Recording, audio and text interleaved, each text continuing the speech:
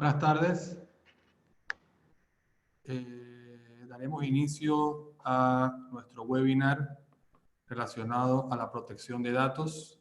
Primeramente agradecer al señor Ezra Cohen y a Shevet Tajín por esta oportunidad de poder compartir con ustedes un poco de ideas sobre este novedoso tema para Panamá, que será de suma importancia para todos los empresarios de este país. Y agradecer también a los expositores, el licenciado Daniel López Caraballo desde España, un experto reconocido en la materia, que ha asesorado a empresas multinacionales, que ha asesorado organizaciones no gubernamentales, que ha asesorado bancos y demás, y al licenciado Armando Córdoba, también especialista en temas de protección de datos aquí en Panamá. Este tema, como lo mencioné anteriormente, es un tema de suma relevancia para todos los empresarios de este país, y espero que sea de gran ayuda para la comunidad y a las personas que se dedican al comercio, ya que esta ley, que es la ley 81, que se publicó en el mes de marzo del año pasado, el 2019, va a empezar a regir desde marzo del 2021, pero hay que prepararse para poder cumplir con la normativa y para poder también tener todas las herramientas y poder proteger los datos, que es un derecho fundamental de todas las personas. Pasaré la palabra al licenciado Daniel López Caraballo, que va a hacer una exposición sobre este tema.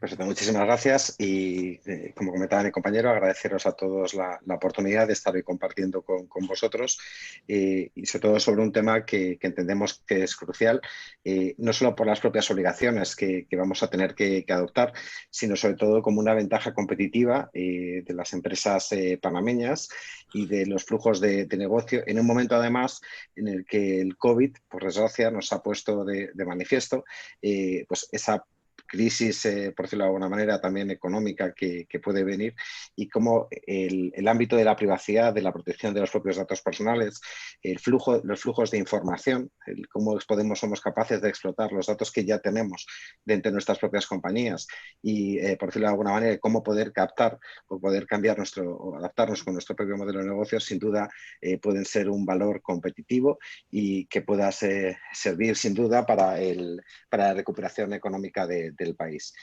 No sé si queréis que compartamos la presentación con un poco los puntos que íbamos a tratar. Por favor, Daniel, tú eres host, puedes hacerlo desde ahí. Pues un segundo.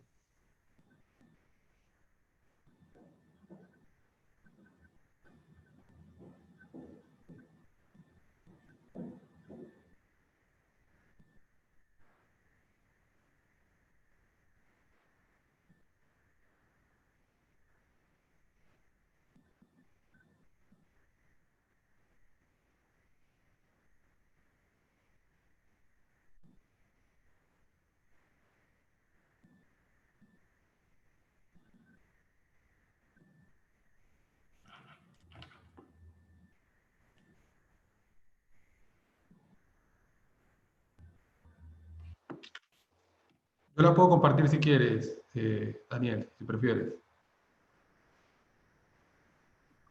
Pues te lo agradezco. Vale. Un poco en lo que cargamos la presentación, en este webinar lo hemos dividido como en varias fases.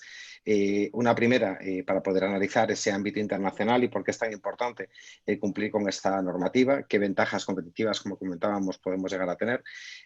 Por otro lado, centrándonos en la propia ley panameña de protección de datos y luego esas cuestiones que ya anticipábamos con el propio título del webinar de nuevas tecnologías, cuestiones disruptivas, cómo cambiar o cómo poder evolucionar nuestro propio modelo de negocio, haciendo del dato, pues de alguna manera, algo fundamental dentro de la propia economía digital y de la propia recuperación económica.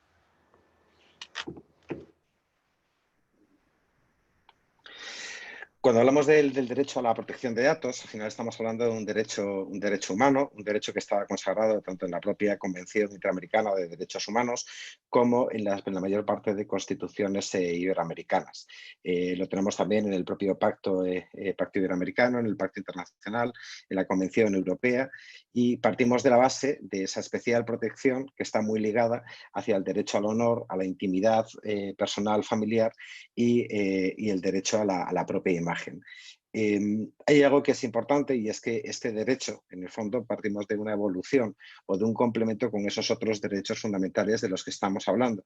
Con lo cual, y lo veremos un poco más adelante con la parte de riesgos, no solamente es un problema sobre cómo estamos tratando la información, sino el hecho de publicar determinada información, por ejemplo, en una red social o de una fotografía, puede afectar a esa parte de derechos de imagen. Estamos pensando, por ejemplo, en medios de comunicación, pero también puede afectar a la propia intimidad, no solamente de la propia persona, sino también de sus propias familias.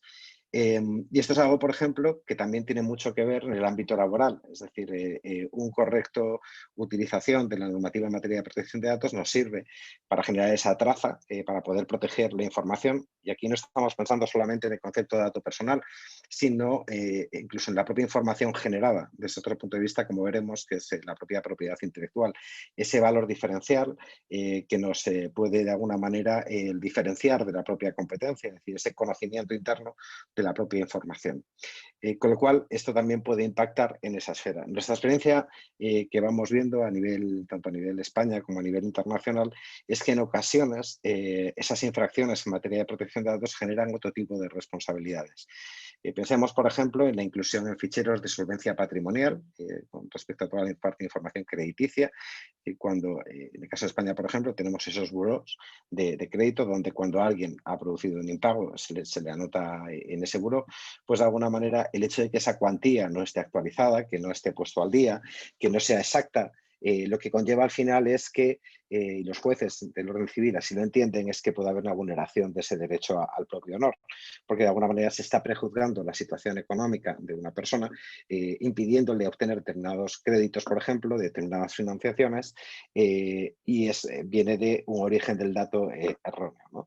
Con lo cual, en ocasiones lo que nos encontramos es que se acude a la autoridad de control por parte del propio individuo, por la parte de la primera persona, y con esa resolución favorable, porque ha habido un incumplimiento en materia de protección de datos, de alguna manera luego después se acude a la vía judicial para poder hacer esa reclamación. Lo que nos encontramos, para poder centrar un poco en el ámbito internacional, es en este punto de situación que traemos en este slide, es que partimos de ese derecho fundamental que comentábamos en la primera de todas, que se encuentra reconocido en la mayor parte de constituciones, tanto a nivel Iberoamérica como en muchos casos a nivel internacional, en ocasiones dentro de esa figura de la habeas data, de ese derecho que tienen las personas a acceder a la información, a rectificarla cuando es errónea, a oponerse a un determinado tratamiento de datos o a la supresión. Este derecho, por decirlo de alguna forma, constitucionalmente reconocido, tenía hasta ahora o bien una protección a través de una norma específica, como es la propia del que vamos a hablar del caso de Panamá, o tenía la propia protección jurisdiccional. En países, por ejemplo, como Ecuador o como Honduras, donde no hay una ley todavía de protección de datos, aunque está en proceso de poderse aprobar. En el caso de Ecuador tenemos la suerte de participar en la comisión que está redactando la ley, que está ayudando a dar trámite parlamentario, y en el caso de Honduras, es cierto que nos encontramos con una norma que está siendo tramitada por la iniciativa popular y bueno, pues que, por decirlo de alguna manera, de la fórmula jurídica por la que se ha optado, es la que a priori parece más compleja y que el camino es mucho más largo. Comentábamos que nos encontramos en una situación en Latinoamérica, en Iberoamérica, en el que la mayor parte de esos países tienen ya normativas en materia de protección de datos. Si nos paramos a ver en la propia región, Costa Rica tiene una ley estatutaria, tiene un reglamento de desarrollo de esa ley, tiene una autoridad creada, que es la Agencia de Protección de los Datos de los Habitantes. Nos encontramos Nicaragua, que tiene también su ley de protección de datos. Un poco más arriba nos encontramos México, que tiene no solamente una ley de protección de datos, la ley federal de protección de los datos en posesión de las personas, sino que además tiene también una segunda ley que venía también a cubrir el ámbito público, y donde nos encontramos que junto con esas normas a nivel federal, cada uno de los propios estados cuenta con su propia autoridad de control, con su propia normativa específica. Nos encontramos también con países, en el caso de las islas, donde tenían normas en materia de protección de datos, como es el caso de República Dominicana, una norma que aunque se aprobó y entró en vigor, siendo realistas, nunca llegó a estar operativa, fundamentalmente porque desde la propia autoridad de control, que nunca llegó a ser creada, como determinadas cuestiones era una ley de mínimos, por decirlo de alguna manera, cuya efectividad pues, siempre se puso en entredicho. Y lo que nos consta, porque también tenemos la suerte de participar en la comisión que está redactando el proyecto de ley, es que va a haber una modificación de la norma en una línea muy parecida a la ley panameña que vamos a analizar y con esos visos también del propio Reglamento General de Protección de Datos. Y a nivel de Sudamérica lo que nos encontramos es países con normas específicas en materia de protección de datos, como puede ser Colombia, como puede ser Perú, Brasil, que es de los últimos que lo han aprobado, Chile, otros que comentábamos el caso de Ecuador, Bolivia lleva hablando también de un proyecto de normativa de protección de datos y ahora parece ser que se está volviendo a impulsar esa acción. Y dentro de esas normas tenemos normas más avanzadas y menos avanzadas. Cuando nos referimos menos avanzadas, fundamentalmente tiene que ver con el momento en que también la norma fue aprobada. Tenemos que tener en cuenta que a nivel europeo, y no cabe duda que la propia ley orgánica española, el propio Reglamento General de Protección de Datos, igual que en el caso de México vemos una influencia por parte también de la normativa estadounidense, lo que nos encontramos es que hay normas que estaban redactadas de una manera en la que se hablaba de tratamientos de datos con un concepto de informática quizás más del siglo pasado, que han pasado pocos años desde que cambiamos de siglo, y no tenía en cuenta otras cuestiones que podemos llegar a realizar con la propia información. Como veremos, pues temas relacionados con análisis masivos de datos, con cómo está también ubicada la propia información. Tenemos que tener en cuenta que ya hemos evolucionado también, por decirlo de alguna manera, un tratamiento de la información a nivel internacional. No solamente tratamos en Ciudad de Panamá los datos personales, sino que trabajamos con proveedores que están en diferentes países del mundo, donde nuestros proveedores o nosotros estamos actuando como proveedores de otras empresas y donde el propio ciudadano, a través de Internet, se conecta con otra serie de personas. Con lo cual, igual que es algo positivo, porque en modelos de comercio electrónico lo que nos encontramos es que, por decirlo de alguna manera, podemos ampliar nuestro ámbito objetivo, también lo que implica es que ese concepto de derecho fundamental, esa protección, cada vez se tiende más a analizarlo de una manera global. Eso es algo que la propia Organización de Estados Americanos puso encima de la mesa a través de un informe de la Secretaría Jurídica, que la propia OCDE también ha puesto en determinados momentos encima de la mesa, al igual que la Red Iberoamericana de Protección de Datos. Esta Red Iberoamericana de Protección de Datos aglutina a las diferentes autoridades de control sobre la materia que hay en Iberoamérica, junto con España y Portugal. Y lo que se habla incluso en determinados momentos es de avanzar en una ley marco, como una especie de reglamento, que ahora comentaremos la experiencia europea, que de tal manera que al margen de las peculiaridades que pueda tener cada uno de los países, lo que tengamos sea un estándar que aporte esa seguridad no solamente informática, sino también jurídica. Comentábamos que las normas que nos encontrábamos en Iberoamérica, algunas estaban en un nivel muy avanzado y de hecho ya en la propia normativa panameña, como luego analizaremos y comentaremos, se habla de derechos como el derecho a la portabilidad de los datos.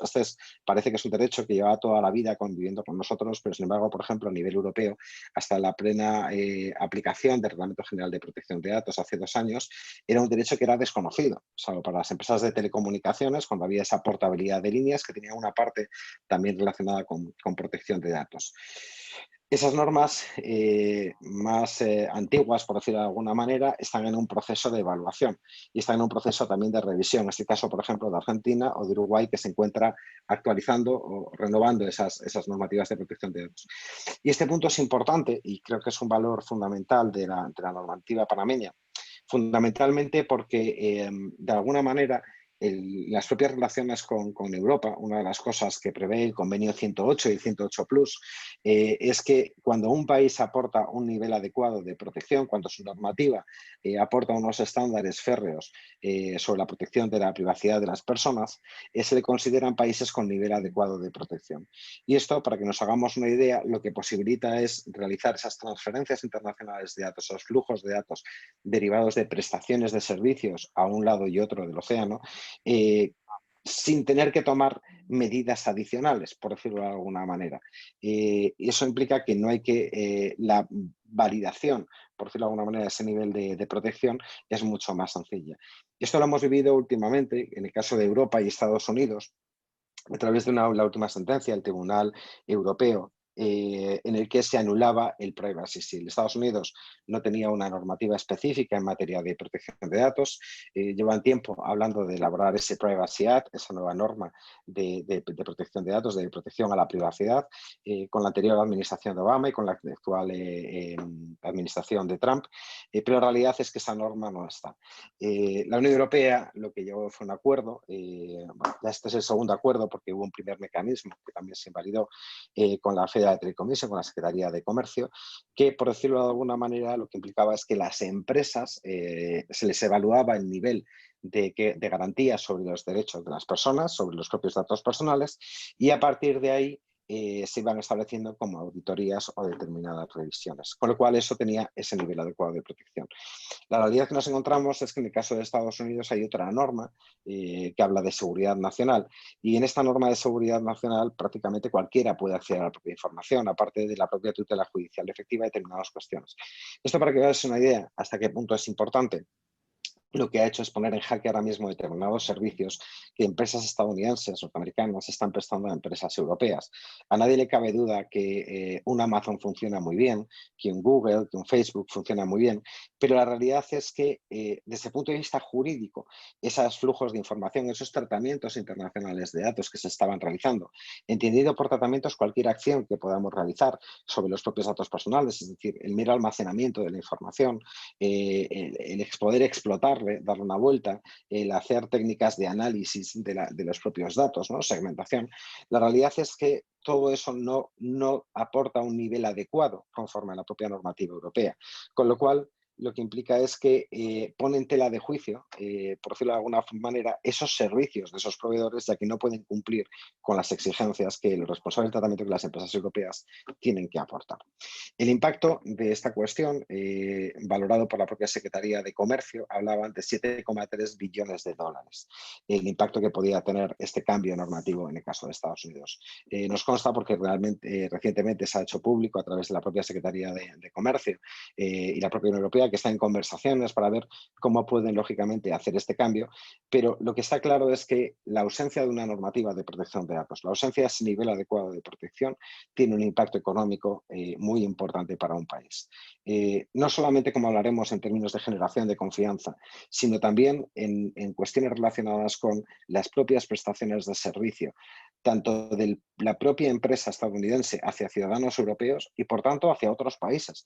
No tenemos que olvidar que esos países con un nivel adecuado de protección que hay en torno a la Unión Europea, como podría ser, por ejemplo, el caso de Canadá, Argentina, Uruguay, que hablábamos antes, el propio Israel, Nueva Zelanda, Suiza. Ahora se está hablando también dentro de la propia Unión Europea, tras la salida, tras el Brexit de UK, de Reino Unido, de qué va a ocurrir con los flujos internacionales de información. Pues la realidad es que todos estos países que han obtenido esa calificación de nivel adecuado mediante una decisión europea y mediante esa adhesión a ese convenio que estábamos comentando antes, si posibilitan transferencias internacionales, es decir, flujos de información a Estados Unidos. Y es importante tener en cuenta que ese flujo no solamente es que la información viaje a través de Internet, no solamente es que nos encontremos ante un servicio cloud de almacenamiento en la nube, o que incluso sea una empresa europea participada por una empresa estadounidense, lo que implicaría es que perderían su nivel adecuado de protección. Eso es importante porque incluso el propio Canadá, como comentábamos antes, ya ha levantado la mano y ha dicho, ojo, vamos a tener que darle una vuelta a la relación en materia de privacidad al propio Estados Unidos. Esto lo que significa es que, junto con ese impacto económico muy elevado que estábamos hablando, de esa cantidad de billones de dólares que podría tener para las propias empresas estadounidenses y por tanto también pues, para el propio fisco, la propia administración, etcétera, lo que está claro es que tener una norma en materia de protección de datos y poder garantizar el propio cumplimiento, igual que en unos casos el incumplimiento o el no aportar esas garantías implica pérdidas, el aportar esas garantías lo que implica de alguna manera es un mayor impacto económico para el propio país. Y eso implica que Cuando una empresa europea o una empresa canadiense o de cualquier otra parte del mundo necesita evaluar los servicios que un tercero le va a prestar, pongamos por ejemplo en temas de sistemas, pero puede ser también en temas de desarrollo, modelos de comercio electrónico, puede ser de interacción a través de los propios sistemas, CRM, es decir, a través de diferentes módulos, por decirlo de alguna manera. Yo lo que necesito buscar es alguien que me aporte esa seguridad, con lo cual si Panamá tiene un nivel importante de cumplimiento en materia de protección de datos, la norma ya me posibilita poder garantizar ese cumplimiento de que estamos hablando. La realidad es que antes de elegir una empresa de otro país de la propia región, directamente podré evaluar la posibilidad de contratar con una empresa panameña. Y también para una empresa panameña será más sencilla prestar sus servicios fuera del propio Panamá. En este sentido, es una experiencia que ya hemos visto con otros países.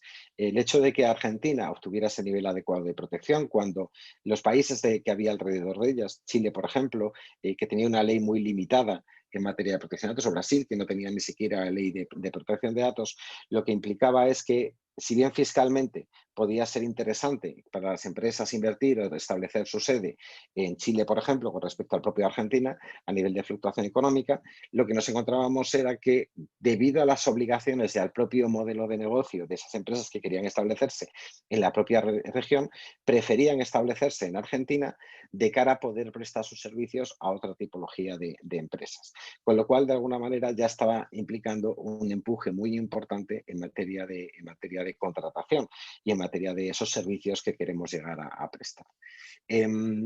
Comentábamos que esa parte de países que ya tienen esa normativa es una tendencia, la realidad a nivel internacional.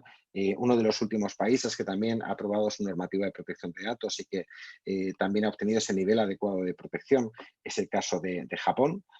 Con lo cual ya está implicando también un valor diferencial hacia otros países de la región, en el caso de Asia, donde no solamente compite el precio de los propios servicios, no solamente compite la parte fiscal, sino también el hecho de que con respecto al resto de países que son limítrofes, al caso de Japón, el no aportar esta determinada protección, lo que implica es que una pérdida real de modelo de negocio. Para que os hagáis una idea, cuando ocurrió en su momento la anulación hemos estado comentando el privacy shield, ese mecanismo, ¿no?, que de alguna manera servía para regularizar los flujos de datos entre Estados Unidos y la Unión Europea.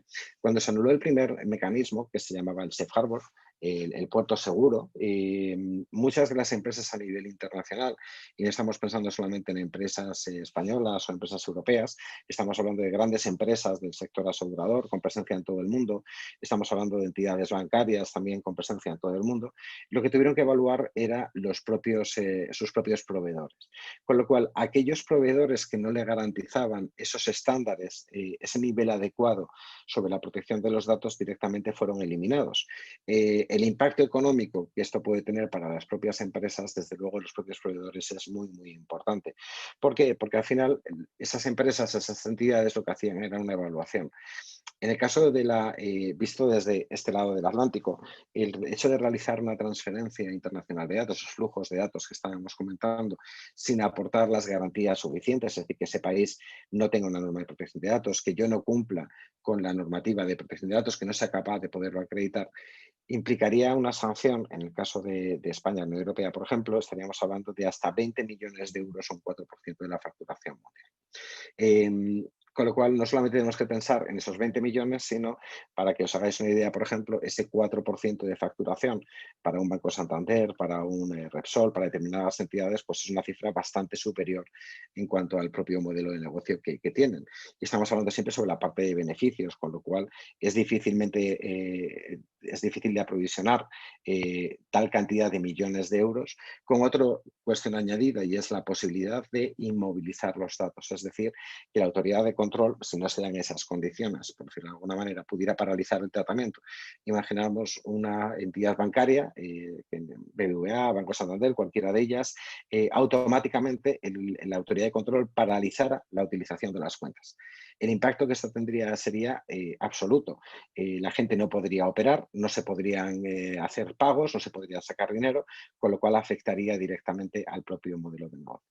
Todo esto lo comento porque en este momento en el que nos encontrábamos, y como bien decía mi compañero Daniel, en un momento de cambio en Panamá, donde tenemos una ley de protección de datos, donde estamos en un momento de tener que adaptarnos a la nueva normativa y donde también hay que sopesar realmente el cómo poder aplicarla o qué compañeros de viaje, qué partners vamos a buscar para llevar a cabo este proceso de adecuación, es importante tener en cuenta que todas estas cuestiones, por decirlo de alguna manera, que ahora vemos como un gasto, que ahora vemos como una carga, por decirlo de alguna manera, para afrontar dentro de la propia empresa, dentro de los propios procesos, al final acaban siendo una inversión. Y nuestra experiencia a nivel despacho, a nivel internacional, en los países en los que estamos, es que tiene un retorno directo. Y ese retorno directo tiene que ver con la calidad del propio servicio y sobre todo el aportar esas garantías.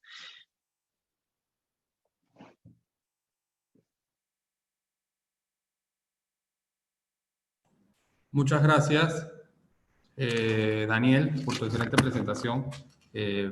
Puntos básicos que podemos retomar de tu presentación. Básicamente, Panamá tiene que adaptarse a las normativas, por lo menos para poder hacer negocios con Europa. El que quiera hacer negocios con Europa o fungir como proveedor de empresas europeas tiene que adaptarse a la normativa de protección de datos. Eso va a tener un impacto directo económico, porque en Panamá hay muchas empresas que ofrecen servicios o hacen negocios con empresas europeas. Ahora el licenciado Armando Córdoba procederá a explicar el tema de la protección de datos en base a la normativa panameña, cómo nos aplicará a nosotros aquí. Cualquier cosa también, si quieren ir haciendo preguntas o preguntas para el final, pueden hacerlo por la plataforma de Zoom. Yo las estaré leyendo y al final podemos proceder hasta abrir los micrófonos si quieren para que hagan las preguntas que ustedes requieran. Armando, tienes la palabra. Hola, ¿qué tal? ¿Cómo están? Como todos saben y como Daniel comentó desde un inicio, la normativa panameña entrará en vigencia en el 2021 a finales de marzo a través de la Ley 81 del 26 de marzo de 2019 y tiene una serie de definiciones, garantías, derechos que vamos a tratar de esbozar de una manera muy básica para el entendimiento de todos. ¿Me escuchan bien? Daniel, Sí, ¿me escuchas? te escuchamos perfecto. Sí, perfecto. ¿Qué es un dato personal? Un dato personal, según nuestra normativa, es cualquier información concerniente a personas naturales que las identifica o las hace identificables. Esto puede ser cualquier información, ya sea numérica, alfabética, acústica, imágenes, como lo mencionó Daniel hace un momento, por lo cual, vamos a poner un ejemplo, el nombre, el apellido, la dirección, el número de teléfono, el estado civil, tu estado de cuenta, tus seguros y cualquier información que te haga identificable. Usted puede identificar, puede ser sujeta de tratamiento de esta normativa. Como también cualquier información, por ejemplo, digamos que apareces tú que aparecen muchos datos tuyos en una base de datos, pero tú no apareces con nombre y apellido y te haces identificable, esos datos pueden ser sujetos a este tratamiento. No todos los datos tienen el mismo tratamiento, como lo hemos dicho. O sea, hay datos que se consideran sensibles en nuestra normativa, hay datos que se consideran confidenciales y hay datos generales y tienen diferentes niveles de protección. Por ejemplo, un dato sensible podría ser en este caso la orientación sexual, tu información de salud, tu origen étnico, digamos que perteneces a algún sindicato. Estos son datos y toda la información que esté alrededor que te vincule es objeto de este tratamiento. Pero ¿quién es el propietario de estos datos en este caso? El propietario de estos datos somos nosotros. Somos nosotros las personas naturales que somos objeto de esta ley. En teoría, esta normativa no le aplica a las personas jurídicas. ¿Y qué se hace con estos datos? Nos preguntamos. Estos datos se tratan, que es la palabra que utiliza nuestra normativa, que no es más que operaciones y procedimientos técnicos de carácter automatizado, ¿no? Y cuando decimos automatizados, es que no se tratan en papel y permiten recolectar, almacenar, grabar y organizar toda esta información. Y las va a tratar, según nuestra normativa, el responsable del tratamiento, que es la persona física, en este caso jurídica, de naturaleza pública o privada, un organismo administrativo que decide sobre la finalidad, contenido y uso del tratamiento. Además, hay que aclarar que este individuo puede actuar de forma conjunta o de forma individual, aunque él mismo no ejerza el tratamiento, sino que ejerza el control y la dirección sobre el mismo. Y esta norma, entonces, como hemos dicho, le va a aplicar a todas esas personas que se encuentren dentro de la República de Panamá que almacenen o contengan datos personales de nacionales o extranjeros. ¿Y cuál es la principal obligación que se tiene frente a la protección de datos?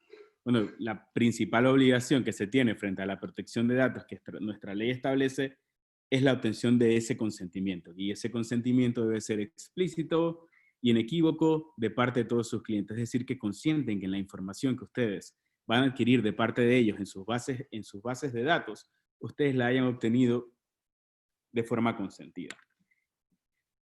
Y eso es lo que de alguna u otra manera nos legitimiza para poder obtener esos datos. El artículo 6 de la Ley 81, que nos trae aquí, establece 4 supuestos. Y el primero de estos es que se obtenga el consentimiento del titular de los datos y la define como esa manifestación de voluntad del titular de los datos mediante el cual se efectúa el tratamiento de estos. Es decir, es esa autodeterminación, es ese poder de disposición y de control que ampara a ese ciudadano sobre los datos personales en el evento que un tercero utilice los datos susceptibles de tratamiento. Como bien lo dijo Daniel en algún momento, esto es un derecho que parece que ha vivido hace mucho tiempo a través de la sociedad, y nosotros lo tenemos en nuestra Constitución en el artículo 42, que reza que toda persona tiene derecho a la información personal contenida en bases de datos o registros públicos y privados y a requerir su rectificación y protección, así como su supresión de conformidad con lo previsto en la misma Constitución. Es importante que este consentimiento se dé de una forma libre, inequívoca y específica. Y cuando decimos libre, es que debe haberse otorgado sin ningún tipo de imposición, coacción o coerción. Cuando hablamos de inequívoco, es que no debe existir duda de que se haya dado ese consentimiento. Y específico, es decir, que los fines del tratamiento deben estar claramente determinados y especificados y que los mismos no pueden ser luego expandidos más allá del consentimiento que se dio. Es decir, si usted adquiere los datos personales o obtiene los datos personales con consentimiento para tratar la información, para hacer un muestreo de celulares, mañana no puedes utilizar esa información como un concepto básico para tratar de perfilarlo al cliente para obtener su información de salud con sus datos, por poner un ejemplo muy, muy aéreo sobre el tema. Esto quiere decir que la regla general en la normativa es el consentimiento para efectuar la recogida y el tratamiento de estos datos personales, y corresponde al tratamiento al que trata el dato, al responsable del tratamiento, probar que ese consentimiento fue dado por parte del interesado o del titular de los datos. Ahora bien, llama la atención de que pareciera que todos los datos requieren consentimiento, requieren autorización. Pues no. La normativa también establece algunos datos en su artículo 8 y 9 que no necesitan ese consentimiento expreso, como pueden ser los que provengan o se recolecten de fuentes de dominio público o accesible a medios públicos, los que se recolecten dentro del ejercicio de las funciones propias de los administrativos, los de carácter económico, financiero, bancario, comercial, que cuenten con algún consentimiento previo, en caso de una urgencia médica, los que son necesarios dentro de una relación personal, y aquí hay un término muy interesante, que es importante aclarar, lo que es aquellos que se hagan para la satisfacción de intereses legítimos. Partimos del hecho que el consentimiento es lo más importante, y este consentimiento va de la mano de ese deber de información, que es un derecho del interesado, y es una obligación del responsable del tratamiento, estableciendo que el interesado, en este caso el titular de los datos, tiene el derecho a conocer que esos datos que se están tratando, sepa dónde están y también el responsable del tratamiento tiene la obligación de suministrarlos para que el interesado conozca las consecuencias que se puedan derivar del tratamiento de que el responsable esté haciendo y la finalidad es a donde van esos tratamientos. Esto es extremadamente importante, el deber de informar, porque debe existir una relación directa entre la finalidad que justifica la obtención o el manejo de esa base de datos y los datos personales que se recaban, para así saber qué datos se pueden recoger o no, previamente, manteniendo así el titular de estos datos y control sobre la información que está en la base de datos. ¿Y cuáles son estos derechos que el interesado puede aplicar y que no necesitan requisito previo uno del otro para su ejercicio? Estos derechos son el derecho de acceso, el derecho a la rectificación, el derecho a la cancelación, el derecho de oposición y el derecho de portabilidad. Dame un segundo. Entonces, este derecho de acceso, cuando nos referimos al derecho de acceso, es la facultad que tiene toda persona física interesada en solicitar y obtener gratuitamente del responsable, porque nuestra ley establece que este acceso debe ser gratuito, sobre el tratamiento de su información, de los datos de que este es titular, para saber la finalidad que tendrán el obtener la información, cómo obtuvo estos datos, así como las comunicaciones o sesiones que se hayan realizado a terceros. El derecho de rectificación, que es acceder y solicitar la corrección o modificación o actualización de este tipo de datos. La cancelación, que es la capacidad de poder eliminar estos datos. Y la oposición de negarse o proporcionar o revocar este tipo de consentimientos. Y como lo mencionaba Daniel hace un rato también, el derecho de portabilidad, que es el derecho a obtener una copia de los datos personales de manera estructurada en ciertas circunstancias. Entonces, uno de los objetivos principales de este derecho de portabilidad, como de alguna u otra manera se ha dado aquí con el tema de las telefónicas, es que nosotros podamos cambiar de proveedores de servicios de una manera fácil, utilizando formatos tipo que sean de utilización común, para que la información pueda viajar rápidamente y se pueda afianzar también el mercado digital y el mercado económico local. Entonces, esos son de alguna u otra manera los derechos que nuestra ley establece. Cuando hablamos de transferencia de los datos, el artículo 5 de la normativa panameña establece que la transferencia de los datos personales de naturaleza confidencial, sensibles o restringidos, en este caso, fuera del territorio, por parte de una empresa o persona responsable del destino y almacenamiento de los datos de custodia de los mismos, será permitido siempre que la empresa y el país de residencia posea los estándares de protección comparables a los de la ley, o si la entidad que transfiere estos datos se asegura adoptar todos los procesos necesarios para que los mismos sean protegidos. ¿Qué es lo importante en este punto? Pues que los interesados cuenten con derechos exigibles y acciones legales para poder proteger su información esté donde esté. Ya puede ser cláusulas en contratos o acuerdos relacionados con protección de datos, códigos de conducta, que cumplan con todos los principios y garantías desde el diseño y defecto. Y ya que hablamos de transferencia de datos, también podemos mencionar las relaciones con terceros y existen dos posiciones. Proveedores que prestan servicios a responsables del tratamiento, donde no se considera como una cesión de estos datos, porque dicho acceso es necesario para la prestación de servicios. Esto quiere decir que si yo mañana tengo alguien que me brinda servicios donde yo alojo mi base de datos, normalmente el tratamiento o la información la estoy manejando yo y estos actúan en consecuencia de mis fines. Es decir, por ponerlo en palabras básicas, yo soy el responsable en todo sentido de esos datos y no voy a tener que dar o pedir el consentimiento a ese interesado en los datos para llevar a cabo la prestación de servicios que le estoy dando. Pero puede suceder también, que es el otro caso, que la finalidad, el contenido y el uso de ese tratamiento de datos no sea determinado por el responsable del tratamiento con el que tienes la relación, sino que este sea con el proveedor de servicios, que en este caso sí tendrías que tener un consentimiento. ¿Y por qué esto es importante saberlo? Y es importante saberlo como empresa, por ejemplo, porque para poder de alguna manera delimitar esas futuras responsabilidades que se pueden dar frente a un tercero y frente a la no obtención de un consentimiento. Por eso es que es importante manejar este tipo de conceptos.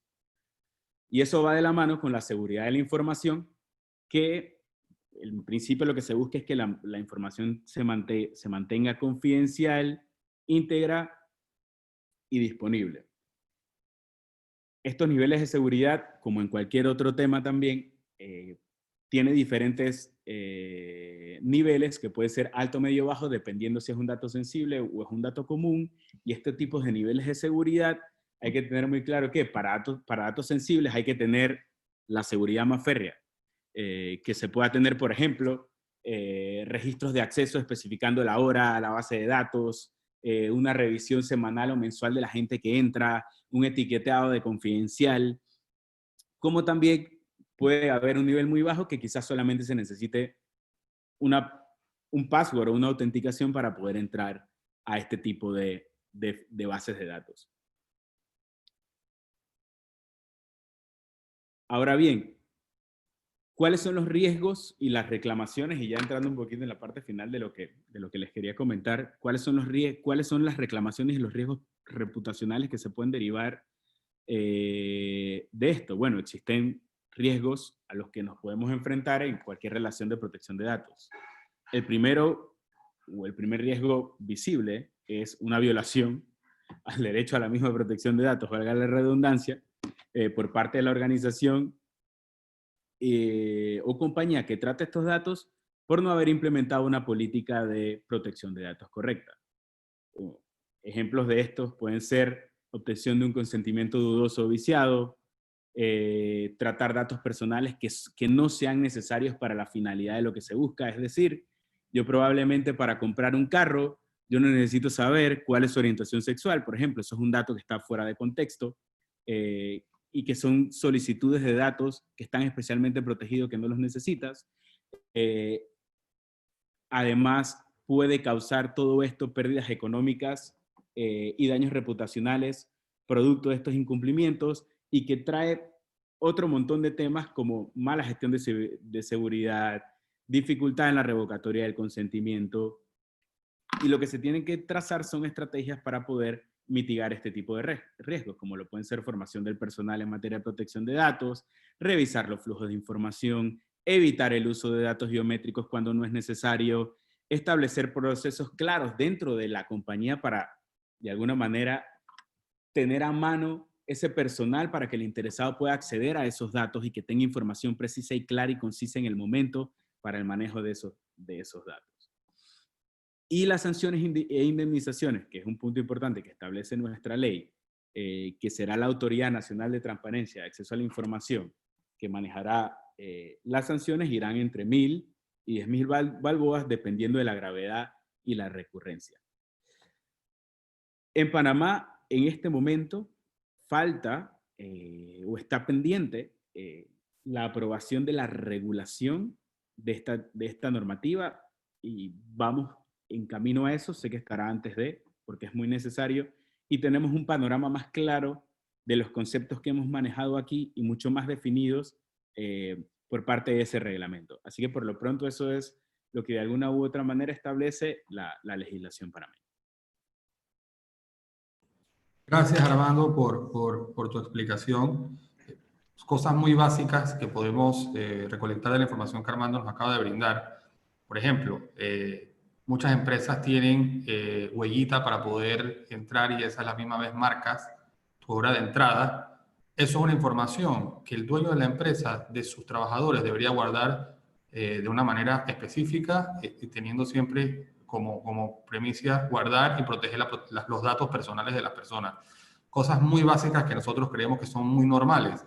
Cuando tú vas a hacer un contrato con cualquier proveedora de servicios, internet, cable, televisión, que te piden un montón de información, número de teléfono, número de celular, y correo electrónico, nombre, apellido, número de cédula, toda esa base de datos, uno considera que es algo obligatorio que tiene que hacer para poder contratar el servicio. Sin embargo, esa proveedora de servicio tiene la obligación de proteger los datos. Se da en Panamá muy a menudo, hasta la promulgación de la ley, que ya la gente está empezando a tener un poquito más de cuidado, la famosa venta de bases de datos. Eso es completamente ilegal. Los datos que tú le brindas, le das a una persona, a una empresa proveedora de algún servicio, son para el uso exclusivo de ese servicio que tú estás brindando la información. Ellos no pueden estar haciendo ventas de datos para que, y todo el mundo nos llegan correos de la nada, de dónde llegan estos correos, cómo accedieron a la información, porque no había un tratamiento respetado, porque no había una normativa que protegía ese derecho fundamental de cada uno de nosotros como individuos. Seguiremos con la presentación. Daniel, tienes la palabra entonces para la parte final, por favor. Muchas gracias a los dos. Un poco comentar que con respecto a las cuestiones que ponía de manifiesto mi compañero Armando, que al fin y al cabo es fundamental, y con ese último apunte que comentaba Daniel. La utilización al final de datos personales de los que no somos capaces de poder acreditar de dónde han sido obtenidos, al final provocan incluso un efecto contrario. Es decir, el realizar de alguna manera campañas de marketing, de publicidad, correos electrónicos, etcétera, al final, si yo usuario no sé de dónde ha salido mi dato, puedo conseguir al final el efecto contrario. Igual que segmentando de alguna manera mi base de datos, conociendo mucho mejor el perfil de mis clientes o potenciales clientes, puedo llegar a facilitarle las soluciones, no solamente las que yo he diseñado, sino aquellas que realmente necesita el propio usuario. Esto es algo que ya tecnológicas como Google comentaron ya hace unos años, que tenían la tecnología capaz de ofrecernos aquello que nosotros queríamos antes ni siquiera de que lo pidiéramos. Esto que parece algo más de ciencia ficción ya hoy es una realidad, y lo hemos visto incluso con la aplicación en el sector judicial, donde en el caso de Estados Unidos ya conocemos alguna sentencia en la que el juez condena no solamente por los hechos cometidos, no solamente por el objeto del propio procedimiento penal, sino también por las probabilidades de volver a delinquir de la persona. Y esto no es que el juez tuviera una bola de cristal o fuera futurólogo y pudiera ver más allá, ¿no? Sino era fundamentalmente porque utilizaba ese análisis masivo de datos, esa explotación de la propia información, y a partir de ahí sacaba esas tasas de probabilidades de volver a delinquir. Esto es algo que y tiene mucho que ver con esa primera línea que traemos, ¿no? de procesos de la recuperación económica o esos nuevos modelos de negocio que ya estamos viendo. Es decir, nosotros en el despacho estamos trabajando con diferentes entidades que precisamente lo que hacen es trabajar con ese análisis de información. Para que os hagáis una idea de este Big Data, ese análisis masivo de información es como si yo cogiera toda la información que una persona me llega a facilitar, y aquí es importante que no solamente es el dato personal, sino la información que esa persona ha generado, por ejemplo, a través de las cookies, de esos mecanismos que se me instalan a través de la página web y que van viendo dónde yo voy navegando y que me sirven luego para saber qué tipología de intereses puedo llegar a tener en un momento determinado. La información que viene generada, por ejemplo, de mi ubicación. Todos tenemos un teléfono móvil en el cual estamos compartiendo nuestra ubicación para determinadas aplicaciones, no hemos cambiado los permisos, ¿no? Hemos cogido todo eso, lo hemos metido en una coctelera y a partir de ahí nos permite analizar hacia dónde queremos ir o qué tipología de servicios o incluso información muy concreta sobre una persona determinada. Comentábamos que se están trabajando, por ejemplo, a nivel europeo y en determinados países, proyectos relacionados con la prevención de delitos. Es decir, esto lo anunciaba en su momento el Ayuntamiento de Berlín, que directamente del análisis de las imágenes de videovigilancia y de otra información de la ciudad de Berlín podían anticiparse a la comisión de los propios delitos. ¿Por qué? Porque sabían a qué horas, en qué momentos, qué tipología de delitos se cometían, y eso lo que implicaba es que podían reforzar la propia seguridad. El Big Data lo que me permite es un mayor conocimiento del sector al que me voy a enfrentar directamente. Y eso lo que implica es que hay una mayor información. Que si bien yo intento tratar de una manera anonimizada, es decir, intento quitar ese componente personal, intento dividir como en un folio, si partiera por la mitad, ¿no? Por un lado el nombre y apellidos, y por otro lado toda la información que alguien ha generado. La realidad es que del análisis de todos esos datos yo puedo llegar a reidentificar a una persona, con lo cual es importante, como bien decía mi compañero Armando, que tengamos claro cuál es el origen del dato, que esté legitimado, que haya informado previamente sobre para qué quiere utilizar la información, y sobre todo sabiendo que esos derechos de los que ya estábamos hablando, del acceso, rectificación, cancelación, la supresión y la portabilidad de los datos, permiten también al usuario, como dueño de su propia información, tener un control sobre sus propios datos. El derecho de acceso lo que implica también es el saber quién está tratando mis datos y para qué está tratando mis datos, o a quién le ha enviado mis datos, o con qué finalidades se están tratando los datos personales. Y todo esto lo que conlleva es que si yo le digo a una persona determinada, no estoy utilizando tus datos, o yo no le he contado a nadie que quiero analizar los datos con estas finalidades, en el derecho de acceso al final voy a tener que facilitarlas, y el riesgo que tengo es de una inspección o un posible procedimiento sancionador. El perfilado lo que me implica es un grado de conocimiento absoluto de la propia persona, no solamente del cliente, sino del potencial cliente. Esto comentábamos el ámbito de las cookies, que esos mecanismos, ¿no?, que de alguna manera se instalan en el propio terminal y que yo tengo que aceptar en determinados casos, y otros vienen derivados del propio servicio que me está prestando esa página web. Y es lo que me permite es analizar la navegación, los servicios a los que accede esa dirección IP, ese equipo informático determinado.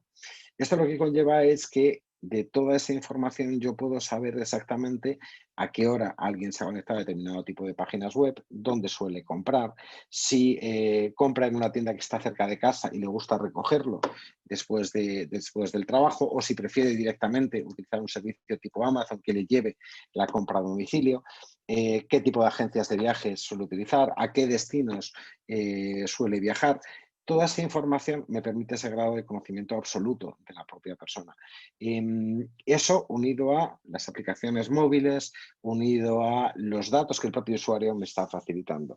Si nos vamos, por ejemplo, al sector bancario, para ver un ejemplo muy claro, a priori, cuando yo tengo una aplicación, y desarrollo una aplicación en mi entidad bancaria, una de las cosas que facilito es que el propio usuario sepa dónde hay un cajero automático, dónde puedo sacar dinero, dónde hay una sucursal cerca. Eso, que es un servicio público para el propio ciudadano y que el ciudadano lo agradece, también al final es un estudio de mercado en tiempo real, porque al final yo, como entidad bancaria, lo que sé es que si hay una zona de Ciudad de Panamá donde todo el mundo busca un cajero, lo que tendré que hacer es montar un cajero, poner un cajero automático en esa zona determinada, o abrir una sucursal en esa zona determinada y no en otra diferente. Para que veas una idea también, el hecho de ese análisis de información que vamos nutriendo, por decirlo de alguna manera, podría incluso a desvelarnos otra información diferente. Es decir, comentaba mi compañero Armando muy bien en la parte de datos especialmente protegidos, ¿no? Ese concepto de datos de salud, intimidad, etcétera. Y a priori, yo veo la factura de la luz, y en el caso de España, soy incapaz todavía de entender la factura de la luz de mi propia casa, ¿no? Me da determinadas métricas, cuestiones, y yo puedo saber más o menos lo que pago de la luz, el consumo que he tenido y poco más. Pero ya había estudios de la Universidad de Barcelona que lo que podían llegar a delimitar es, a través del análisis de la factura de la luz, incluso información de carácter sensible o de salud de la propia persona. ¿Por qué? Porque de la utilización que se hacía de la luz en un momento determinado, a unas horas determinadas, podían llegar a análisis de determinadas patologías, por ejemplo, de un insomnio, una incontinencia, y determinadas cuestiones que tendrían ese impacto desde el punto de vista de salud. Otra de las cuestiones que se está utilizando cada vez más es Internet of Things, es decir, cómo los objetos hablan entre sí. Esto, que también parecía algo de ciencia ficción, ya hoy es una realidad, donde yo puedo abrir mi coche con el teléfono móvil, donde yo puedo automatizar en casa la luz, donde puedo interactuar entre las propias máquinas, y las propias máquinas se envían información. Es cierto que ya hablamos de prototipos, ¿no? De que la nevera inteligente puede pedir la comida cuando se va vaciando, pero la realidad es que del propio usuario, al que queremos realmente impactar, de nuestro propio cliente, hay cuestiones que ya podemos realizar a través de las propias aplicaciones, a través de las funcionalidades que esa tecnología, tanto el 4G como el 5G, pueden llegar a facilitar. De alguna manera, podemos llevar a cabo determinados automatismos que nos facilitan también un conocimiento de la propia persona, tanto del propio cliente potencial, como venimos hablando, si os dais cuenta, en todo momento, pero también de esas propias necesidades o de cuestiones, por ejemplo, relacionadas con la prevención del fraude. Esto es algo muy típico en compañías aseguradoras, donde dos personas dicen que han tenido un siniestro con el propio vehículo, dicen a priori que no se conocían absolutamente de nada, que ha sido un golpe por X cuantía, y reclaman a la propia compañía aseguradora. La compañía aseguradora no tiene forma de saber realmente si se conocen o no se conocen, salvo que contrata un detective en cada uno de los casos con un coste muy elevado. Pero la realidad es que las personas volcamos toda nuestra información en redes sociales y ya nos encontramos casos y modelos de negocios que se dedican a analizar la interacción del usuario en redes sociales dentro de la propia prevención del fraude en el sector asegurador.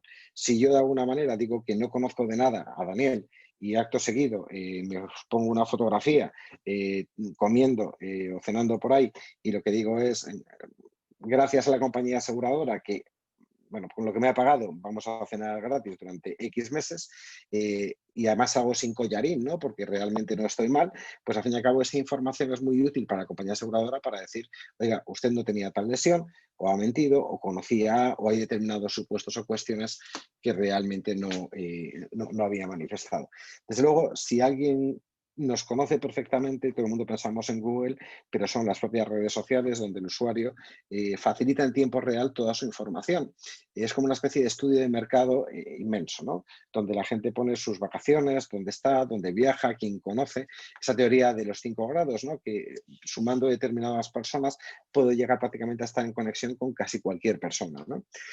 Facilita información sobre el tipo de música que escuchas, si va al cine o no va al cine, dónde hace la compra, qué relaciones personales puede llegar a tener o familiares. Y eso me permite un grado de segmentación absoluto. Y es algo que las empresas también utilizan como un valor mediante esas campañas que podemos contratar con Facebook, con Twitter o con otras redes sociales, LinkedIn o cualquiera de ellas, precisamente a través de esos modelos en los cuales yo contrato esas campañas publicitarias dirigidas a un sector muy concreto, donde yo quiero enfocarme ya no solamente en una franja de edad o determinado sexo, sino también por una cuantía económica de, por ejemplo, pongamos un estatus de vida, a partir, por ejemplo, de si tiene estudios o no tiene estudios, etc. Hay otra cuestión muy importante y es la optimización de los procesos. Cuando uno va a abordar un proceso de adecuación a una nueva norma, lo primero que le viene a la cabeza es un proceso prácticamente infinito en el que yo tengo que levantar muchísima información y en el que al final, bueno, pues estoy rellenando registros, estoy rellenando documentación, estoy haciendo procesos, pero que siendo realistas lo que nos planteamos es hasta qué punto realmente esto va a impactar, hasta qué punto esto van a ser más obligaciones que me van a dificultar el día a día, ¿no? Este es el primer pensamiento que podemos tener cuando abordamos un proceso de adecuación. Nosotros somos partidarios de hablar en positivo, es decir, no solamente ya por el riesgo de sancionabilidad, sino también del beneficio para la propia empresa. Y una cuestión fundamental y es la optimización de los propios procesos. Nos pasa en cualquier casa que si analizamos quién está tratando, primero qué información tenemos realmente, si esa información está actualizada o no se encuentra actualizada. A mí no me sirve de nada tener datos de clientes que dejaron de ser clientes hace, pues imaginemos, 15 años, o que incluso han cambiado su domicilio o que han cambiado su vehículo. Y yo le estoy hablando de unas características de un vehículo que ya ni tienen directamente, ¿no? O determinados aspectos. Lo segundo es el para qué estamos tratando la información. Algo que estaba muy ligado a ese excelente resumen que hacía mi compañero Armando, en el que contaba la parte de la finalidad. Estoy tratando mucha información y a veces tendemos a acaparar información, datos, papeles, 50.000 cuestiones, ¿no? Pero realmente de eso, ¿qué es útil? ¿Y para qué yo quiero explotar esa información? ¿Para qué la mantengo? ¿Es simplemente es por si acaso, porque nunca se sabe si lo voy a llegar a utilizar o no? ¿O realmente lo puedo explotar para algo? En ocasiones también lo que nos encontramos es que dentro de los perfiles de la propia empresa, de los propios empleados, puede haber personas que tengan acceso a información que no tendrían por qué tenerlo. Y esto no es porque hayan hecho nada raro, sino simplemente es porque a lo mejor ha habido un cambio en la propia situación de la propia persona dentro de la empresa, ha habido un cambio de departamento y no hemos cambiado los permisos que podía llegar a tener. O tiene acceso a más información de la que debería tener, o tiene incluso donde se encuentra que puede tener asignados procesos de trabajo que a lo mejor ya están rentabilizados de otra manera o que a lo mejor no serían necesarios. Todo este proceso de consultoría, que a priori comentábamos que puede parecer costoso, sobre todo a nivel de recursos, lo que nos sirve también es para tener un conocimiento mucho más profundo de la propia empresa. Nos sirve también para, de alguna manera, tener un conocimiento de los propios procesos en la relación con el cliente, cómo mejorar las tasas de conversión. Y esto nos pasa, por ejemplo, con los correos electrónicos que comentaba Daniel antes. Si yo envío correos electrónicos de una manera masiva a información que ni siquiera tengo la traza, lo normal es que incluso los propios servidores de correo lo identifiquen como un correo no deseado o un spam. Y eso lo que implica al final es que no va a abrirlo el propio usuario, la realidad es que no va a interactuar con nosotros y estamos haciendo una campaña que nace, entre comillas, muerta porque no tiene ese impacto. Ahora, si yo soy capaz de tener ese conocimiento, yo soy capaz de implementar tecnologías, por ejemplo, a través de un MailChimp, a través de determinadas soluciones, incluso soluciones que ya tengo, es decir, muchas veces para tratar correctamente la información no es necesario hacer un gran desembolso económico desde el punto de vista de sistemas o de seguridad. Habrá ocasiones en las que sí, pero incluso que las propias soluciones que tendremos que evaluar aportan ya ese target, ¿no? Con lo cual, de alguna manera, me sirve no solamente para crecer, lo que hablábamos del Big Data, del perfilado, de Internet of Things, sino también, de alguna manera, para poder optimizar mis propios recursos. Y esa optimización, ese mayor conocimiento introspectivo, de alguna manera, también lo entendemos como un valor. Nos permite también expandirnos a otros mercados. Esto es algo que comentábamos al inicio, si recordáis, cuando hablamos de diferentes normativas en materia de protección de datos. Y lo vemos muy reflejado, por ejemplo, en el caso de Centroamérica, donde en ocasiones tenemos filiales en diferentes países de la propia región, o donde queremos expandirnos a otros países de la propia región, y donde nos encontramos que o bien cumplimos con 18 jurisdicciones diferentes en materia de protección de datos, con lo cual hace que el sistema sea muy complejo, o de alguna manera podemos siempre quedarnos un paso más para atrás o un paso más para adelante dependiendo del mercado en el que podamos interactuar. Esto lo que conlleva es que el llevar a cabo un proceso de adecuación en los términos que estamos comentando, esa función de consultoría directamente para la propia empresa, lo que implica también es analizar qué cuestiones son aprovechables para otros mercados. Al final, el legislador, ni en el caso de Panamá ni en otros países, no pretende que tengamos 18 normas diferentes internas de cumplimiento en materia de protección de datos. Habrá países donde puede haber determinadas peculiaridades, pero fundamentalmente lo que el legislador lo que pretende es que dentro de ese marco global, ese concepto también un poco de sociedad globalizada, ¿no? Donde los servicios a través de Internet se prestan más allá de las propias fronteras, me sirva para poder garantizar ya no solamente el cumplimiento, sino la protección, al fin y al cabo, y la vigencia de ese derecho para las personas. Con lo cual, el hecho de cumplir con la normativa en Panamá me sirve para tener gran parte hecho. Si voy a operar, por ejemplo, en el mercado nicaragüense, la respuesta es sí. Me sirve para tener parte de las cuestiones que tengo que acreditar en el caso de que opere en Costa Rica, pues la respuesta también es sí. Y habrá cuestiones específicas que tenga que cumplir en el caso del mercado costarricense, porque la Autoridad de Protección de los Datos de los Habitantes de alguna manera me exigirá que inscriba las bases de datos allí, me exigirá determinadas cuestiones, pero desde el punto de vista técnico, desde el punto de vista jurídico y organizativo, ese trabajo que estoy haciendo desde Panamá, desde la propia matriz de la propia empresa, me sirve para poderlo escalar a otros países.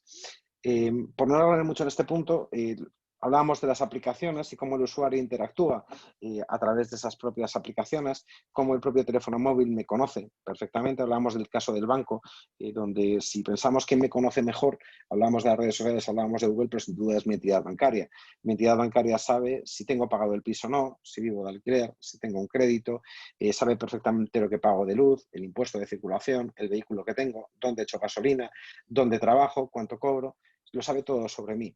Con lo cual, para la entidad bancaria, la explotación de esa información lo que conlleva es lo que hablábamos al inicio de ser capaz de poder facilitarme el producto que yo necesito. Ya no es el crédito que yo quiero o el que el banco puede entender o el seguro que más o menos puede entender que me pueda cuadrar. No. Es que directamente me pueden llegar a facilitar el servicio concreto que yo necesito, incluso sin llegar a saberlo. Esto, lógicamente, hay que hacerlo aportando las medidas jurídicas, las medidas de seguridad y aportando ese nivel de cumplimiento y de protección de los propios usuarios. No significa que el tener la información sirva para poderla coger sin más y poderla explotar. Por eso es muy importante esos puntos que comentaba Armando anteriormente. Y el modelo de comercio electrónico nos encontramos exactamente igual, muy ligado a la propia recuperación económica. En el caso de España lo hemos vivido, donde durante mucho tiempo, a través del propio confinamiento y el estado de alarma que hemos tenido que vivir durante un montón de semanas, la realidad es que no podía ir al supermercado a comprar. Yo no podía acercarme a comprar a un centro comercial o no podía optar por determinados servicios porque físicamente, primero, tenía un toque de queda, no podía salir de la casa y, segundo lugar, porque esas entidades también estaban cerradas, no podían prestar servicios salvo esos servicios esenciales. Ese impacto que ha tenido en todos los países desde un punto de vista económico, el tener que tener cerrada mi pulpería, mi cafetería, mi empresa, Lo que significa es que ha sido un auge de otros modelos de negocio. Y la realidad es que empresas como Amazon, por ejemplo, o empresas de comercio electrónico, no solamente no han bajado sus cifras de negocio, sino que las han incrementado. ¿Y por qué? Porque yo te llevo mi modelo de negocio directamente a la puerta de tu casa. Cuestiones, por ejemplo, como lo vimos en su momento el impacto que tuvieron en Panamá, empresas, por ejemplo, como Uber, o como otra tipología de empresas, o empresas de mensajería, por ejemplo, o el hecho de comida a domicilio. Todo ese tipo de aspectos lo que implica es que si yo tengo que salvaguardar las medidas de seguridad que me exige la propia norma, que me exige realmente las propias autoridades de control y el propio usuario, porque no tenemos que olvidar que al final la norma puede marcarnos un estatus y decir que puedo abrir mi modelo de negocio, pero si el usuario no viene, la realidad es que mi modelo de negocio tiene un impacto económico muy fuerte. Si yo soy capaz de, combinando toda esta información a través de esa aplicación con toda esta información de clientes, ofrecerle al usuario lo que necesita y además soy capaz de llevárselo a su casa y además soy capaz de prestarle el servicio a través de Internet y que tenga un canal de comunicación directamente, y aquí no solamente pensemos en tener una persona contestando, también puede haber tecnologías como hay a fecha de hoy, como los chatbots directamente, y es ese chat que aparece en determinadas páginas web donde yo tengo la sensación de que estoy hablando con una persona y en el fondo es esa parte de inteligencia artificial, ¿no? Que va aprendiendo de sí misma, pues la realidad es que tendré un valor diferenciador con el resto de las empresas y que seré capaz también de solventar la parte de la propia crisis. Y dentro de esos modelos de negocio y de comercio electrónico, también estamos hablando de prestaciones de servicios a otros países. No pensemos solamente en los servicios que podemos prestar dentro del propio Panamá o de nuestros propios proveedores, no pensamos también en los servicios que podemos prestar a terceras empresas o en otros países. Hablábamos de ese impacto muy fuerte desde el punto de vista económico de billones de dólares en el caso de Estados Unidos, y la realidad es que hay parte de las empresas europeas o parte de otras empresas que se basaban en ese Privacy Shield para poder trabajar con Estados Unidos, que ahora están buscando o van a buscar otros prestadores de servicio. Si nosotros el servicio que prestamos es justo lo que el mercado está demandando, si podemos aportarle ese plus de cumplimiento normativo y esas garantías adicionales, la realidad es que vamos a poder abrirnos mucho más al propio mercado. A empresas que necesitan esa prestación de servicios, que necesitan alojar sus propios datos de sus clientes potenciales empleados en un país donde pueda haber un nivel de protección, y en nuestro caso con todas estas cuestiones de esta receta, de alguna manera lo podemos llegar a garantizar. No tenemos que olvidar que al final, y estos 4 puntos consideramos que son fundamentales, y es que al final el dato es el motor de la economía digital. Igual que antes hablábamos del patrón oro, igual que hablábamos del dólar también, ¿no? Como medida, o el petróleo, ¿no? Como medida de alguna manera para poder evaluar la riqueza de una determinada empresa, de una economía. La realidad es que en la economía digital, en ese flujo a través de Internet, en ese momento en el que cada vez estamos más digitalizados, ¿no? Donde la digitalización ha pasado de escanear simplemente documentos, sino a poder interactuar. Esto es algo que lo hemos visto con un impacto muy importante durante toda la gestión de la pandemia, donde hemos tenido que adaptarnos a procesos de teletrabajo dentro de las propias empresas, ¿no? Y donde hemos tenido que trasladar nuestras oficinas a la casa de nuestros empleados, y donde necesitábamos determinados equipos informáticos, necesitábamos procesos, necesitábamos medidas de seguridad, donde en ocasiones también era difícil porque teníamos que conciliarlo con la vida personal y familiar, y es importante tener en cuenta que muchos de los países van avanzando en ese concepto de desconexión digital, algo que físicamente es muy sencillo. Yo ficho a la hora de salir del trabajo y teóricamente supone que ahí queda mi trabajo, y yo me voy a casa, pues de alguna manera el teletrabajo lo que ha conllevado es tener que adaptarnos también a todo esto. Con lo cual, para que ese dato realmente sea esa moneda digital, aparte de las cuestiones de privacidad que hemos ido comentando, tenemos que también entenderlo como un valor añadido o como un activo desde el punto de vista de propiedad intelectual. Hay una cuestión fundamental, y es que la información generada, aunque no tenga ese componente dato personal concreto, que no me permita reidentificar a una persona, es decir, yo no sé quién es esa persona, solamente es la información que ha generado, entonces estudio de mercado que estoy llegando a realizar en un momento determinado, esa información es protegible de alguna manera como esa base de datos generada desde un punto de vista de propiedad intelectual. Y ahí tenemos que tener en cuenta que también es muy importante que cuando vayamos a abordar este tipo de procesos de adecuación a una nueva norma, como es la de normativa de protección de datos, tengamos en cuenta que la entidad, el despacho, los asesores que nos acompañan tengan también este punto de conocimiento. De nada me sirve proteger muy bien mis activos desde un punto de vista de datos personales si al final mi empleado termina de trabajar conmigo, se va a la competencia y se lleva toda la información que de alguna manera ha tenido conocimiento dentro de la propia empresa, donde se lleva eso que llamamos cada vez más el know-how, ¿no? El cómo hacemos las cosas, ¿no? Y es algo que se ha puesto muy de manifiesto en todas las economías y en todos los modelos de negocio, y que es una de las cuestiones que se estudian en todas las escuelas de negocio, ¿no? Ya no es el valor, es curioso, pero ya no es solamente el futuro, sino es el cómo hago las cosas. Esto es algo que entidades como Coca-Cola, ¿no? Tienen más que rentabilizado, y es su modelo de negocio y su publicidad, cuando invierte X millones de dólares en seguir publicitando una marca que conoce todo el mundo prácticamente, ¿no? Y es básicamente el poner de manifiesto el cómo hacemos las cosas, que es la misma fórmula, que es el cómo se realiza, ese componente secreto de la fórmula, ¿no? Toda esa serie de leyendas que hay alrededor de. Muy ligado a este concepto desde el punto de vista de propiedad intelectual, y ahí comentábamos que tiene una derivada que puede ser desde el punto de vista intelectual, puede ser otra derivada desde el punto de vista incluso de propiedad industrial, de los modelos, de esos modelos de utilidad que podemos llegar a explotar a través de la información que hemos obtenido. También están los propios secretos empresariales, una normativa específica que de alguna manera me sirve para proteger también lo que tengo dentro de casa. Y teniendo en cuenta las responsabilidades que pueda haber desde un punto de vista penal, desde un punto de vista de la propia norma específica. Esto es algo que cada vez nos encontramos más con determinados clientes, y que lo que nos dicen es, yo tengo un modelo de negocio, tengo determinada clientela. Mi modelo puede ser más o menos disruptivo, puede ser desde cuestiones, lo hemos visto, con sectores como la energía nuclear, el sector energético, por ejemplo, el sector bancario, etcétera. Y lo que me dicen es, yo tengo mucha información. Yo no sé para qué la quiero, pero quiero darle una pensada a todo esto. Y esa pensada es cómo pueden interactuar los diferentes departamentos de la propia empresa para poder hacer algo con estos miembros. Y eso al final lo que implica es, tengo información de seguridad, tengo información desde el punto de vista técnico, tengo información de negocio, tengo información de recursos humanos, tengo información desde el punto de vista de privacidad, legal, los contratos que firmo, etcétera. Y cómo eso me puede servir para incluso diseñar no solamente soluciones de negocio nuevas, sino incluso modelos de utilidad realmente que pueda haber. Lo hemos visto ahora con las propias aplicaciones y la cantidad de aplicaciones que han salido con la gestión del COVID. Realmente yo puedo tener una idea, y la idea es cierto que desde el punto de vista de propiedad intelectual las ideas no son protegibles como tal, pero si yo soy capaz de eso, plasmarlo, de analizarlo, de hacer ese laboratorio, esos experimentos con esa información, ya los laboratorios no tenemos que pensarlos como los teníamos antiguamente. Un laboratorio muchas veces es un equipo informático al que yo me puedo conectar y con un impacto absoluto. Por hacer un apunte incluso desde el punto de vista político, sin ningún tipo de valoración, esto es algo que los propios políticos analizaron en su momento para las campañas electorales. Obama fue la primera persona que en un momento determinado incluyó ingenieros en su equipo de campaña. Y esos ingenieros lo que hacían era explotar toda la información a través de redes sociales de cómo deben interactuar.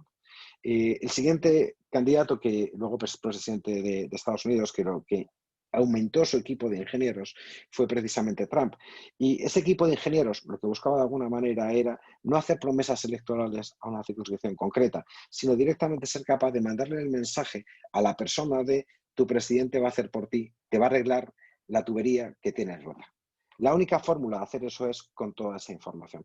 Eso que tiene un encuadre político, que tiene un encuadre judicial, que tiene un encuadre también empresarial, que tiene un encuadre incluso a nivel personal, de alguna manera es sin duda un impulso muy importante que en un momento de crisis como en el que nos encontramos, donde confinamiento, teletrabajo, todas esas cuestiones que hemos puesto, nos pueden servir para dar una vuelta, para repensar el cómo estamos ejecutando nuestro propio modelo de negocio, hacia dónde queremos ir y teniendo claro lo que hablamos al inicio. Esto no es un gasto, esto tiene que ser entendido siempre como una inversión, tiene que ser siempre entendido como a futuro.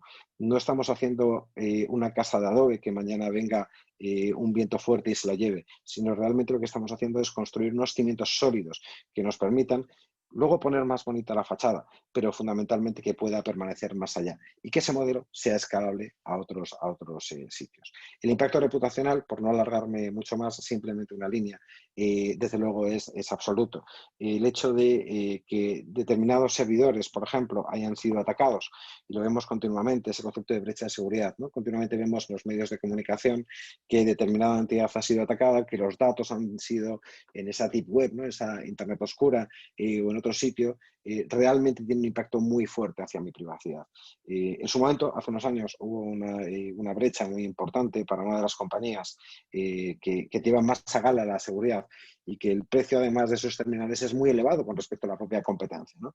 Y ya precisamente por el nivel de seguridad que podían llegar a implementar y de privacidad de las personas. El impacto económico que tuvo esa brecha, más allá de las propias reclamaciones, fue muy importante, porque si yo al final como empresa prefiero pagar más por un dispositivo que me aporta seguridad y la realidad es que los datos de mis clientes están dando vueltas por todo el mundo y además yo tengo que decir a mis clientes que esa información ha sido comprometida o vulnerada, por decirlo de alguna manera, ese impacto reputacional lo que implica es una caída también, tanto en bolsa como en sus propios clientes. Con lo cual, pensemos también que muchas veces ese impacto reputacional es mucho mayor que las propias sanciones. Y a la inversa, si nosotros podemos acreditar un mayor cumplimiento, si nosotros podemos garantizar que las cosas las hemos hecho correctamente, conforme hemos comentado en este webinar, desde luego eso servirá para generar un valor añadido que tendrá un impacto más que positivo.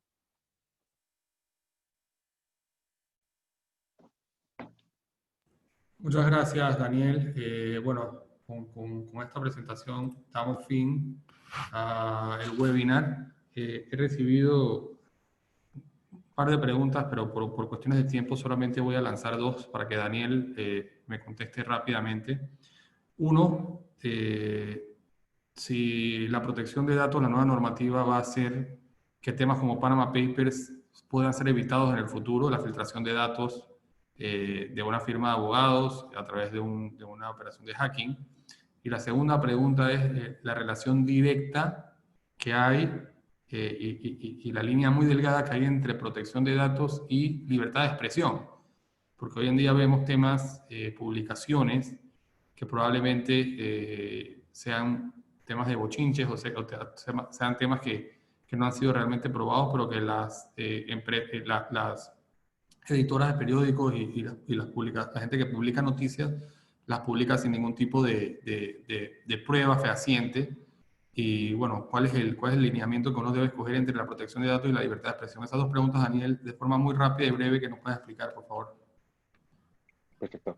Si os dais cuenta con la parte del impacto reputacional, sin duda si ha habido un momento en el que eso ha tenido un impacto muy fuerte en el caso de Panamá, fue precisamente el famoso escándalo de Panama Papers, ¿no?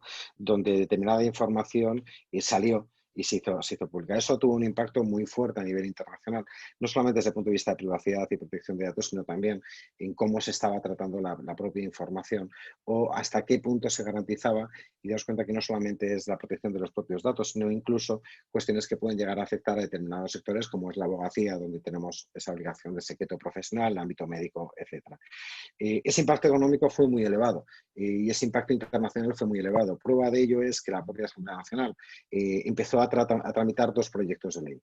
En aquel momento empezó a tramitar un proyecto de ley de protección de datos y que en aquel momento quedó paralizado, y un segundo proyecto que tiene mucho que ver con esa segunda pregunta que nos trasladabas, Daniel, que es el derecho al olvido en la propia información. Es cierto que en la parte de derecho al olvido quedó pues prácticamente no llegó a tramitarse por el ámbito que podía llegar a tener, pero sin duda el impacto reputacional a nivel empresarial y a nivel país fue muy fuerte.